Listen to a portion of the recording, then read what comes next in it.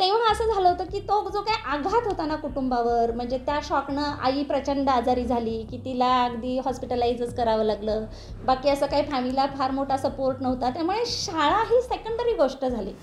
म्हणजे पोटा पाण्याचा प्रश्न ही प्रायमरी गोष्ट झाली आणि शाळा ही सेकंडरी गोष्ट झाली. त्यामुळे मला शाळेत घातलं नव्हतं. की 7वी पास झाले पण 8वीला प्रवेश घेतले नाहीत असे किती विद्यार्थी लेफ्ट आउट राहिलेत. त्या सर्वेक्षणामध्ये माझं नाव आलं, माझा प्रवेश झाला, नंतर मला शाळेत घातलं गेलं. अशा अर्थाने मी खरं शाळाबाह्य होते.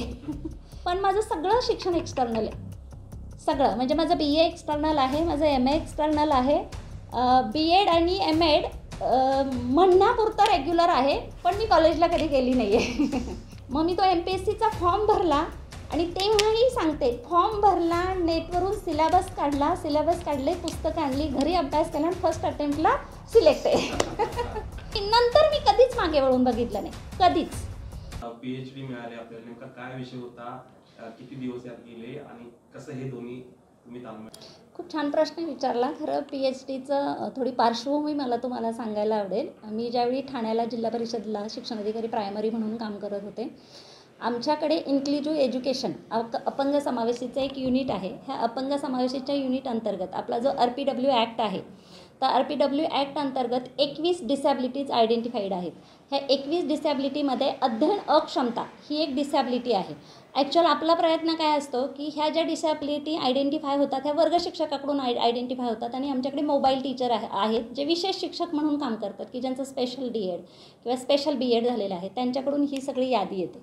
पण यादी जरी त्यांनी पाठवली तरी जोपर्यंत तो विद्यार्थी सर्टिफाय होत नाही तोपर्यंत आपल्याला त्याला लाभ देता येत नाही, कुठलाही लाभ असेल. 16 लाख विद्यार्थी होते जेव्हा मी ठाणे प्रायमरीला काम करत होते, तेव्हा ठाणे जिल्ह्यामध्ये त्या 16 लाखपैकी 12,000 विद्यार्थी आमच्याकडे अपंग समावेशित अंतर्गत आलेले होते, वेगवेगळ्या कॅटेगरीमध्ये होते. तर त्यावेळी माझ्या असं लक्षात आलं की पर्टिक्युलर अध्ययन अक्षमता हा जो घटक आहे त्याच्या अंतर्गत आमच्याकडे 1248 विद्यार्थी आले होते.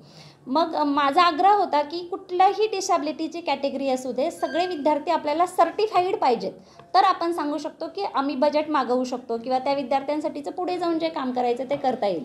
आणि मग त्या अनुषंगाने जेव्हा अध्ययन अक्षमतेचं सर्टिफिकेशन करायचं होतं तेव्हा मला असं लक्षात आलं, तिथं ठाण्यामध्ये सिव्हिलला युनिट नव्हतं, त्याचं बाकी सगळ्याचे युनिट होते. आता जे आपण UDID वगैरे घेतो, तर अध्ययन अक्षमतेचं युनिट नव्हतं. मग आम्हाला त्या विद्यार्थ्यांना मुंबईला JJला रेफर करायला लागायचं. तर मग JJला एक त्यांचं पॅनल होतं, ते पॅनल 7-8 डॉक्टरांचं पॅनल असायचं आणि त्या 7-8 डॉक्टरांच्या पॅनलमध्ये ते एका वेळी 4 विद्यार्थ्यांना कॉल द्यायचे.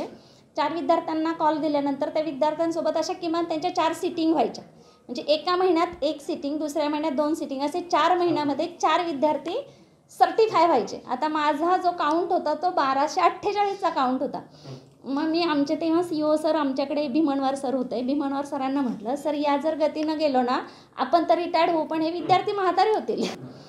आणि मग तेव्हा माझ्या डोक्यात असा थॉट आला की एवढा जर लाकुणा असेल तर आपल्याला ह्या विषयावर काम करावं लागेल. आणि म्हणून मग मी ते PhDला त्याच सब्जेक्टवर काम केलेलं आहे की अध्ययन अक्षम विद्यार्थ्यांप्रती शिक्षकांचा ॲटिट्यूड आणि इंटरेस्ट याचा तुलनात्मक अभ्यास केला आणि त्याच्यावर काम केलं. खरं तर आतापर्यंत तुम्ही एवढा PhD पर्यंत प्रवास केला आहे, लहानपणापासूनचा प्रवास आम्हाला ऐकून घ्यायला आवडेल. प्राथमिक शिक्षणापासून इथपर्यंत ॲक्च्युअल सर झालेलं असं आहे, मी एक शाळाबाह्य स्टुडंट आहे. म्हणून मी हसले तुमच्या प्रश्नावर. ॲक्च्युअल काय झालं होतं, रिॲलिटी अशी आहे, माझे वडील प्राथमिक शिक्षक होते. मी ज्यावेळी 7वीला होते, माझा 7वीचा निकाल लागला, निकालाच्या दुसऱ्या दिवशी माझे वडील हार्ट अटॅकने एक्सपायर झालेले आहेत. त्यावेळी माझा भाऊ 12वीला होता, 12वी सायन्सला, आणि माझी छोटी बहीण 1लीला होती. त्यामुळे म्हणजे त्या काळी ही घटना आहे 1989ची. म्हणजे ऑलमोस्ट आता किती झाले बघा त्याला वर्ष, 35 वर्षापूर्वीची ही घटना आहे. मी 7वीला होते, बरोबर. तर तेव्हा असं झालं होतं की तो जो काही आघात होता ना कुटुंबावर, म्हणजे त्या शॉकनं आई प्रचंड आजारी झाली की तिला अगदी हॉस्पिटलाइजच करावं लागलं. बाकी असं काही फॅमिलीला फार मोठा सपोर्ट नव्हता. त्यामुळे शाळा ही सेकंडरी गोष्ट झाली. म्हणजे पोटा पाण्याचा प्रश्न ही प्रायमरी गोष्ट झाली, शाळा ही सेकंडरी गोष्ट झाली. त्यामुळे मला शाळेत घातलं नव्हतं, रिॲलिटी. आणि आमच्या गावामध्ये फक्त 7वीपर्यंत शाळा होती. 8वीला आम्हाला हायस्कूलला जावं लागायचं. माझं जे गाव आहे ते पुणे जिल्ह्यामध्ये पुरंदर तालुक्यामध्ये हरणी नावाचं गाव आहे. त्या हरणी गावामध्ये 7वीपर्यंत शाळा होती. आम्हाला जे हायस्कूल अवेलेबल होतं जवळ एक परिंचे जिथे रयत शिक्षण संस्थेचं हायस्कूल होतं आणि वाल्हे, दोन्ही गावं 5-5 किलोमीटर अंतरावर आहेत आणि तिथे शाळेत घातलं जायचं. त्यामुळे माझ्या शाळेचा प्रवेश झाला नव्हता. पण रयतचे जे परिंचे हायस्कूल आहे, परिंचे हायस्कूलला मला खूप ते नाव घ्यायला आवडेल, मला आनंद होईल. डॉक्टर रावळ बीटी म्हणून तिथले प्राचार्य होते रयत शिक्षण संस्थेच्या त्या परिंचे हायस्कूलचे. त्या प्राचार्यांनी सर्वे केला होता की 7वी पास झाले पण 8वीला प्रवेश घेतले नाहीत असे किती विद्यार्थी लेफ्ट आउट राहिलेत. त्या सर्वेक्षणामध्ये माझं नाव आलं, माझा प्रवेश झाला. नंतर मला शाळेत घातलं गेलं. अशा अर्थाने मी खरं शाळाबाह्य होते. 7वी नंतर मी कधीच मागे वळून बघितलं नाही, कधीच. म्हणजे माझा प्रवेश झाला जुलै एंडिंगला. ऑगस्टमध्ये फर्स्ट युनिट टेस्ट होती आणि फर्स्ट युनिट टेस्टमध्ये मी वर्गात फर्स्ट होते. त्यामुळे मी नंतर कधीच मागे बघितलं नाही. वर्गातही मी पहिली असायची. मी 10वीची जी बोर्ड एक्झाम होती त्या बोर्ड एक्झाममध्ये आमच्या सेंटरवर मी 3री होते. आणि नंतर ऑब्वियसली नोकरी लागण्याचा जवळचा मार्ग म्हणून DEDला प्रवेश घेतला गेला. मेरिटवर DEDला प्रवेश मिळाला. DED झालं. फर्स्ट अटेम्प्टलाच नोकरी लागली.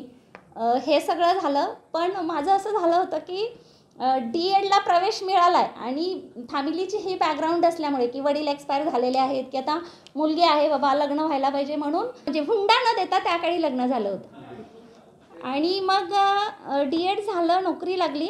पण माझं सगळं शिक्षण एक्सटर्नल आहे. सगळं म्हणजे माझं BA एक्सटर्नल आहे, माझं MA एक्सटर्नल आहे. BEd आणि MEd म्हणण्यापुरतं रेग्युलर आहे पण मी कॉलेजला कधी गेली नाही आहे. त्यामुळे फक्त एक्झामला जाणे, स्वतः घरी अभ्यास करणे आणि परीक्षा देणे आणि ऑलमोस्ट सगळ्या एक्झाममध्ये फर्स्ट क्लास तर मिळालाच आहे पण बऱ्यापैकी मी टॉपर राहिलेली आहे त्या वर्गामध्ये. आणि मग समहाव असं झालं होतं की MPSCची ॲड आली. तर माझे एक दीर आहेत, तेही आहेत डाएटला प्राचार्य म्हणून आता पुण्यामध्ये आहेत. तर त्यांनी मला सांगितलं की वहिनी तुम्ही फार ॲक्टिव्ह आहात, तुम्ही हा MPSCचा फॉर्म भरा. मग मी तो MPSCचा फॉर्म भरला आणि तेव्हाही सांगते फॉर्म भरला, नेटवरून सिलेबस काढले, पुस्तकं आणली, घरी अभ्यास केला आणि फर्स्ट अटेम्प्टला सिलेक्ट आहे. म्हणजे लकी राहिली असंही म्हणू शकता किंवा अभ्यास केला असंही म्हणू शकता. तुम्ही त्याला काही नाव देऊ शकता. अशाच नवनवीन अपडेट्ससाठी डिजिटल कोल्हापूर चॅनेलला सबस्क्राईब करायला विसरू नका. आमच्या फेसबुक, इन्स्टालाही नक्की फॉलो करा.